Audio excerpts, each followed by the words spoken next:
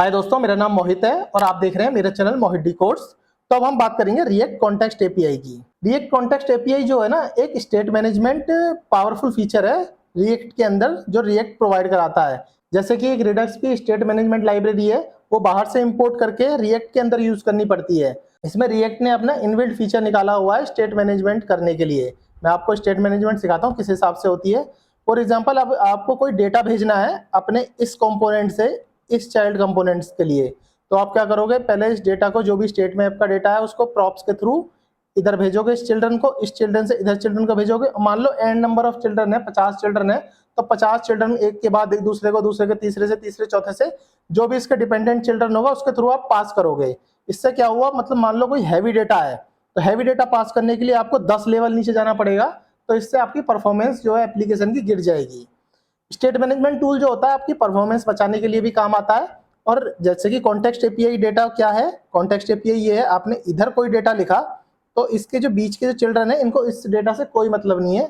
ये डेटा आप directly bypass करके सारे चिल्ड्रन को, 10वें नंबर के चिल्ड्रन को ऑटोमेटिक भेज सकते हो। ये है कॉन्टेक्स्ट एपीआई का मेन रोल।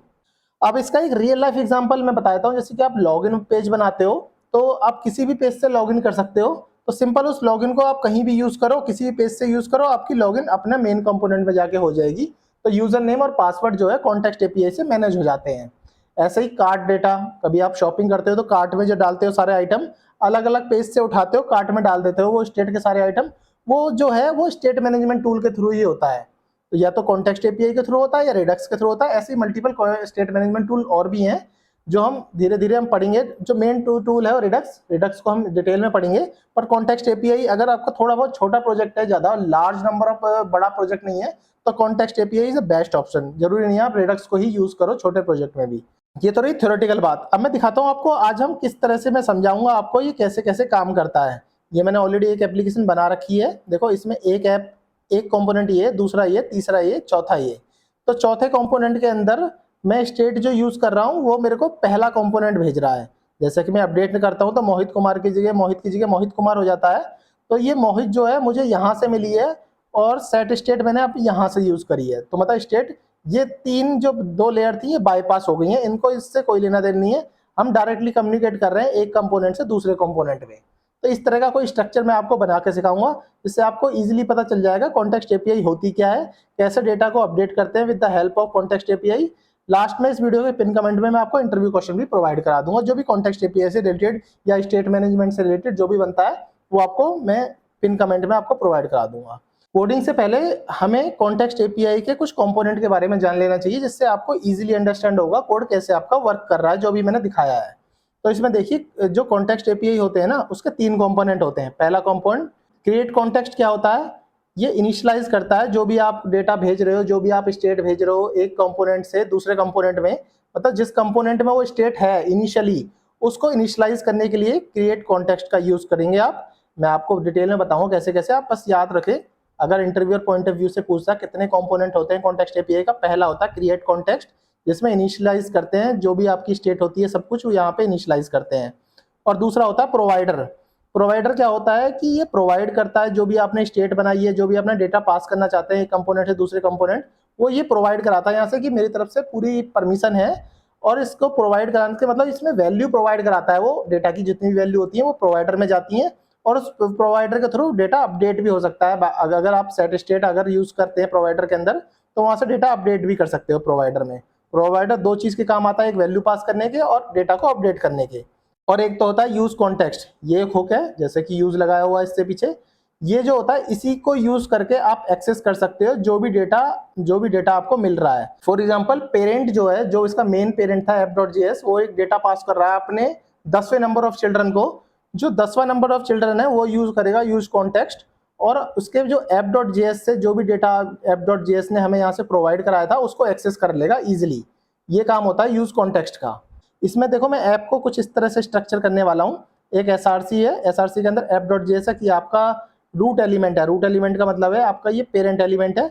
ये इसके बाद एक यूज कॉन्टेक्स्ट, ये जो है इसका अंदर ये होगा, इसके अंदर जो आएगा पेरेंट आएगा, फिर उसके अंदर चिल्ड्रन आएगा। ये 4 लेवल है। अब क्या करूंगा, मैं एक कंपोनेंट से डेटा सीधा चिल्ड्रन पे पास कराऊंगा। या तो ऐसे करता हूँ, यूज कॉन्टेक्स्ट में लिखता हूँ सारा डेटा, फिर ऐप को देता हूँ, ऐप जो है सारा डेटा डिस्ट्रीब्यूट कर लेगा हर कंपोनेंट को, जो भी उसके चिल्ड्रन कंपोनेंट है, प्रॉप्स डीलिंग का कॉन्सेप्ट को अवॉइड करते हुए, मतलब प्रॉप्स डीलिंग नहीं होगी, एक से दूसरे में प्रॉप्स करके नहीं भेजा जाएगा, सिंपल ऐप डेटा ट्रांसफर कर देगा जिस कंपोनेंट को उसकी जरूरत होगी। तो ठीक है, चलो VS कोड पे जाते हैं, कोड करते करते देखते हैं सारा कुछ कॉन्टेक्स्ट API के बारे में। सो अभी मैंने क्या किया हुआ है, एक कंपोनेंट बनाया है, कंपोनेंट के देखिए अंदर एक चिल्ड्रन है और एक पेरेंट है, दोनों खाली हैं, आपके सामने ही बनाऊंगा। app.js में मैंने सिंपल एक div लिखा हुआ है, div के अंदर ऐप कंपोनेंट लिखा हुआ है। इस div में क्या किया हुआ है, एक इनलाइन CSS लिखी गई है, बैकग्राउंड कलर है और पैडिंग है। ये सिर्फ मैंने इसलिए लिखा है कि आपको समझ आ जाए एक कंपोनेंट दूसरे कंपोनेंट से कैसे कम्युनिकेट करता है, कलर कोडिंग के थ्रू आपको इजीली अंडरस्टैंड हो जाएगा। ये ऐप कंपोनेंट है, देख लेते हैं चल रहा है कि नहीं चल रहा है। ऑलरेडी मेरा कंपोनेंट रनिंग है, इसका मतलब अपना ये कंपोनेंट बनाएगा चिल्ड्रन और पेरेंट, ये भी खाली है और यूज कॉन्टेक्स्ट भी बनाया हुआ है। अब मैं क्या करता हूँ, यूज कॉन्टेक्स्ट में एक डेटा बनाऊंगा, ऐप में भेजूंगा, ऐप उसको अब इसके पेरेंट पे भेजेगा, फिर इसके चिल्ड्रन पे भेजेगा। इस हिसाब से हम वर्क करते हैं। चाहता तो मैं ऐप में भी डेटा भेज सकता था, फिर इसमें क्या होता आपको लगता कि एक ही के सबको कैसे भेज सकता है। अब मैं क्या कर रहा हूँ, किसी भी एक इसके चाइल्ड में पकड़ के डेटा बनाता हूँ और इसके चिल्ड्रन में भेजता हूँ। इस हिसाब से आपको इजीली अंडरस्टैंड हो जाएगा कि ये कॉन्टेक्स्ट API कैसे वर्क करता है। तो सिंपल अपना है जो है, इनके कंपोनेंट को क्रिएट कर लेते हैं सीधा। फंक्शन में यहाँ लिखेंगे चाइल्ड कंपोनेंट को एक्सपोर्ट डिफॉल्ट कर लेते हैं सिंपल इस तरह से, और यहाँ पे क्रॉस करके इतना, ठीक है, Ctrl+A Ctrl+C। ऐसे पेरेंट में यहाँ पे सिंपल पेरेंट, बस आपका पेरेंट बदलना है, और यहाँ पे करके यहाँ पे पेरेंट लिख देंगे, यहाँ पे भी पेरेंट कंपोनेंट, इसको भी सेव कर लेंगे। चाइल्ड बना लिया, पेरेंट बना लिया। फॉर एग्जांपल यहाँ पे मैं लिखता हूँ एक्सपोर्ट, अब ध्यान से देखना, एक्सपोर्ट कॉन्स्ट, और यहाँ पे लिखूंगा मैं यूजर कॉन्टेक्स्ट। इससे क्या है, मैंने एक एक्सपोर्ट कर लिया कॉन्टेक्स्ट यूजर, और इसमें मैं क्या करूंगा, क्रिएट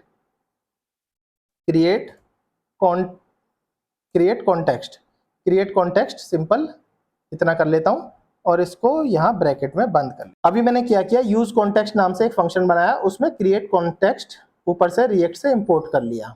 अभी मैं जो कर रहा हूँ, ये पहला फेस कर रहा हूँ कि क्रिएट कॉन्टेक्स्ट, इनिशियलाइज कर रहा हूँ कॉन्टेक्स्ट को, बस अभी कुछ नहीं कर रहा, क्योंकि मुझे यहाँ से डेटा पास करना है, तो इसलिए मैंने इसमें इनिशियलाइज कर दिया क्रिएट कॉन्टेक्स्ट को। इनिशियलाइज करने के लिए क्या करा, मैंने क्रिएट कॉन्टेक्स्ट रिएक्ट के अंदर से उठा लिया।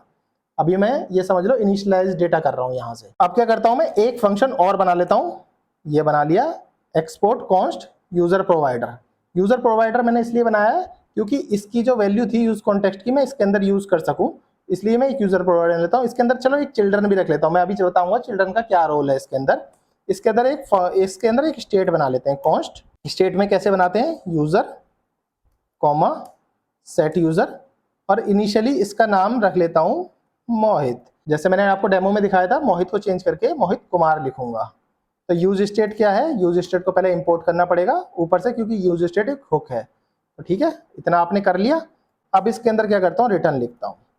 रिटर्न से क्या होगा, पहले इतना कर लेता हूँ, ठीक है। रिटर्न के अंदर मैंने यहाँ से इंपोर्ट कर लिया इसको, यूज कॉन्टेक्स्ट के अंदर से मैंने प्रोवाइडर निकाल लिया। जैसे कि मैंने बताया था, दूसरा स्टेप है प्रोवाइडर क्या होता है, डेटा को अपडेट करने के काम आता है और डेटा को दूसरे कंपोनेंट में प्रोवाइड कराता है, मतलब चेंज करता है। तो प्रोवाइडर के अंदर मैंने वैल्यू लिख ली, वैल्यू में क्या दे रहा हूँ मैं, दूसरे कंपोनेंट को क्या एक्सेस दे रहा हूँ, वो आपको यहाँ वैल्यू के अंदर लिखनी है कि दूसरा जो कंपोनेंट है आपको क्या क्या वैल्यू यूज कर सके। दूसरे कंपोनेंट से मैं बोल रहा हूँ मेरी आप यूजर को यूज कर लो, और सेट यूजर जो भी है आप इसको दोनों कंपोनेंट को यूज कर सकते हो, दोनों स्टेट को यूज कर सकते हो इजीली। तो मैं चिल्ड्रन को, जो भी मेरे अंदर चिल्ड्रन है उन सबको मैं परमिशन दे रहा हूँ, मेरे यूजर को और सेट यूजर को आप यूज कर सकते हो। अभी चिल्ड्रन को परमिशन दी है, अभी इसके चिल्ड्रन बने नहीं है, आपको इसको पता भी नहीं है चिल्ड्रन है क्या इसका। तो अभी क्या करता हूँ, पहले मैं app.js में जाता हूँ और यहाँ से एक कॉमा लगा के मैं क्या करता हूँ, यूजर प्रोवाइडर ऊपर से इंपोर्ट करता हूँ। यूजर प्रोवाइडर जो मैंने बनाया था ये कंपोनेंट, इसकी बात कर रहा हूँ, ऊपर से इंपोर्ट कर लिया, करली ब्रैकेट में इंपोर्ट कराया क्योंकि एक्सपोर्ट डिफॉल्ट नहीं था यहाँ, मैं ऑलरेडी आपको बता चुका हूँ, फिर भी जस्ट आपको रिमाइंड करा रहा हूँ। इसके अंदर मैंने रैप करना है मेरे को, इसके अंदर अपने पेरेंट को सिंपल रैप कर लिया, ठीक है। अब क्या करा, अब क्या करते हैं, देखो ऐप तो मेरी मेन कंपोनेंट थी, ऐप मेन कंपोनेंट के अंदर यूजर प्रोवाइडर था, ये जहाँ पे स्टेट डिफाइन है, जहाँ से यूजर कॉन्टेक्स्ट डॉट प्रोवाइडर के थ्रू आप वैल्यू भेज रहे हो, सारे कंपोनेंट को एक्सेस दे रहे हो। सारे कंपोनेंट कौन कौन से, वो सारे कंपोनेंट जो यूजर प्रोवाइडर के अंदर रैप हैं, वो सारे कंपोनेंट जो यूजर कॉन्टेक्स्ट डॉट प्रोवाइडर के अंदर रैप है, मतलब चिल्ड्रन, इसके जितने भी चिल्ड्रन है सबको आप एक्सेस दे रहे हो कि मेरे इन वैल्यू को आप यूज कर सकते हो। इसी के थ्रू यूजर प्रोवाइडर जो है ऐप का पेरेंट है, और इसके अंदर यूजर प्रोवाइडर के अंदर इस पेरेंट है, ये पेरेंट है, इस पेरेंट के अंदर ये होगा। तो आप सबको एटलीस्ट एक्सेस दे रहे हो कि सब मेरे वैल्यूज को जो भी मैं पास कर रहा हूँ उसको आप यूज कर सकते हो। इतना ठीक है। इसके अंदर मैं एक डिव और लिख लेता हूँ। डिव इसलिए लिखूंगा कि इसमें आपको पता चल जाए कि कलर कोडिंग से आपको कैसे कैसे आप टैकल करेंगे। ठीक है, नॉर्मल राइट क्लिक करके इसको फॉर्मेट डेटा कर लेता हूँ। अब क्या है, ऐप हो गया, पेरेंट हो गया। अब आप जाके देख लें, यहाँ पे एक ऐप हो गया, उसके अंदर इसका पेरेंट हो गया। ठीक है, दो हो गए। ठीक है, अब मैं पेरेंट कंपोनेंट में ना इंपोर्ट कर लेता हूँ चाइल्ड कंपोनेंट को। तो यहाँ पे जाता हूँ, चाइल्ड, सीधा मैंने चाइल्ड ऊपर से इंपोर्ट कर लिया और यहाँ से मैं चाइल्ड बंद कर देता हूँ। अब क्या है, पेरेंट भी हो गया। अब चिल्ड्रन कंपोनेंट ये था, सॉरी चिल्ड्रन कंपोनेंट नहीं, इसका नाम रखेंगे parent. Parent component, parent component में एक जैसे मैंने बोला था स्टाइल देनी है कुछ, तो एक स्टाइल देते हैं ग्रीन कलर। तो ऐप, ऐप के अंदर पेरेंट और पेरेंट के अंदर चिल्ड्रन, और चिल्ड्रन को भी मैं एक क्लास दे देता हूँ स्टाइल, येलो कलर दे देता हूँ इसको। ठीक है, अब क्या करता हूँ देखो, ऐप, ऐप के अंदर यूज़र, इसको मैंने कुछ h1 टैग नहीं दिया, इसमें h1 टैग में, h2 टैग में यूज़र प्रोवाइडर लिख लेते हैं जो आपको पता रहे। ऐप, ऐप के अंदर यूज़र प्रोवाइडर, उसके अंदर पेरेंट, उसके अंदर चिल्ड्रन। अभी हमारा पूरा स्ट्रक्चर रेडी हो गया है। अब मुझे बस ये डेटा जो वैल्यू थी जो यहाँ से इसने प्रोवाइड करा है, प्रोवाइड का मतलब भेजा है, अब उसको सिर्फ हमें एक कंपोनेंट जो हमारा बच गया है यूज कॉन्टेक्स्ट, यूज कॉन्टेक्स्ट के थ्रू हमें इसको बस एक्सेस करना है जो ये डेटा भेजा है। अब अपना क्या चलते हैं, चिल्ड्रन में जाते हैं, यहाँ पे क्या करते हैं, एक यहाँ पे लिखते हैं कॉन्स्ट, कॉन्स्ट करके यहाँ पे लिखेंगे एक यूजर बना लेता हूँ और सेट यूजर बना लेता हूँ। सेट यूजर बना लिया। अब इसके आगे ये सारी चीज डालता हूँ कि यूज स्टेट मुझे यूज नहीं करनी, हमें क्या यूज करना है, यूज कॉन्टेक्स्ट। यूज कॉन्टेक्स्ट एक हुक है, यूज कॉन्टेक्स्ट जैसे करोगे तो यूज कॉन्टेक्स्ट ऊपर से आ जाएगा। यूज कॉन्टेक्स्ट के अंदर हमने रैप कर लेना है यूजर कॉन्टेक्स्ट। यूजर कॉन्टेक्स्ट क्या है, यूजर कॉन्टेक्स्ट इसका एड्रेस है। वो कैसे यू आप करोगे, यहाँ पे करो इंपोर्ट यूजर कॉन्टेक्स्ट, और यूजर कॉन्टेक्स्ट के अंदर से इंपोर्ट कर लिया है। ये भी इंपोर्ट हो गया, ये भी इंपोर्ट हो गया। ये तो चलो रिएक्ट का पार्ट था, तो ये हुक था तो हुक से इंपोर्ट हो गया। ये तो सिंपल अपना कंपोनेंट यहाँ से जो भी था, ये जो एक्सपोर्ट किया था यहाँ से मैंने इंपोर्ट कर लिया करली ब्रैकेट में, क्योंकि एक्सपोर्ट डिफॉल्ट बिहेवियर नहीं था इसका। सिंपल आप ऐसे करके यहाँ से इनको रैप कर लोगे, यूजर और सेट यूजर को। सिंपल इतना कर लिया। अब क्या करोगे आप, चाइल्ड कंपोनेंट के अंदर रैप करके यहाँ से यूजर को यहाँ पेस्ट कर दो। सिंपल पेस्ट कर दिया। अब चल के जाके देखें क्या दिख रहा है, रिफ्रेश करते हैं, राइट क्लिक करते हैं, इंस्पेक्ट करते हैं, कुछ एरर आ रहा होगा तो आपको कंसोल में पता चल जाएगा। Use context is not a function and return A value is not iterable. तो इसको इस तरह से एरे की तरह से यूज नहीं करना, इसको ना करली ब्रैकेट में यूज करना है, क्योंकि ये कोई स्टेट नहीं है। इसमें दो वैल्यू उठा के ला रहा है जो यहाँ से इसने पास की है ना, जो ऑब्जेक्ट में जो ये वैल्यू पास की है ऐसे, और इस वैल्यू को ऐसे ही आप यहाँ से उठा सकते हो सिंपल ऑब्जेक्ट के अंदर से ही। अब जैसे यूजर में आप ऐसे जैसे एरे को हटा के जैसे सीधा ऑब्जेक्ट लिखोगे तो सीधा आपको ये चीजें यहाँ दिख जाएंगी। देखो मेरे को जो वहां से भेजी थी, यहाँ से क्या भेजा था, यहाँ से मोहित भेजा था यूजर स्टेट में, तो चिल्ड्रन में मैंने सिंपल यूजर लिखा है तो उसको यहाँ मोहित मिल गया। अब क्या करता हूँ, इसके नीचे एक बटन बना लेता हूँ। बटन, बटन में ऑन क्लिक पे सेट यूजर में मोहित की जगह मोहित डिकोड्स, मोहित डिकोड्स लिख लेते हैं। जब इसको क्लिक करेंगे सेट यूजर की वैल्यू मोहित डिकोड हो जाएगी। ठीक है, अब करके देखते हैं। मैं इसको चेंज यूजर करता हूं तो मोहित क्लिक करता हूं तो मोहित डिकोड्स हो गई। मोहित की स्पेलिंग मोहित, सिंपल। अब देखो दोबारा देखता हूं, एप्लीकेशन चल रही है। जब मैंने चेंज यूजर पे क्लिक करा तो मोहित डिकोड्स हो गया चिल्ड्रन कंपोनेंट, जबकि हमारी जो स्टेट आई थी मोहित, वो आई थी हमारी पेरेंट कंपोनेंट से कॉन्टेक्स्ट एपीआई का यूज करते हुए, और उसको हमने स्टेट को मैनेज करा अपने चाइल्ड कंपोनेंट में। इसी को बोलते हैं कॉन्टेक्स्ट एपीआई स्टेट मैनेजमेंट। आप प्रैक्टिस करते रहें, कॉन्टेक्स्ट एपीआई आपको इजीली समझ आ जाएगी, क्योंकि ये बहुत ही ज्यादा इंपॉर्टेंट टॉपिक है इंटरव्यू पॉइंट ऑफ व्यू से भी, real world coding point of view से भी। ठीक है दोस्तों, अभी के लिए इतना ही। मेरे चैनल को सब्सक्राइब करें, अपने दोस्तों के साथ शेयर करें। Thanks for joining.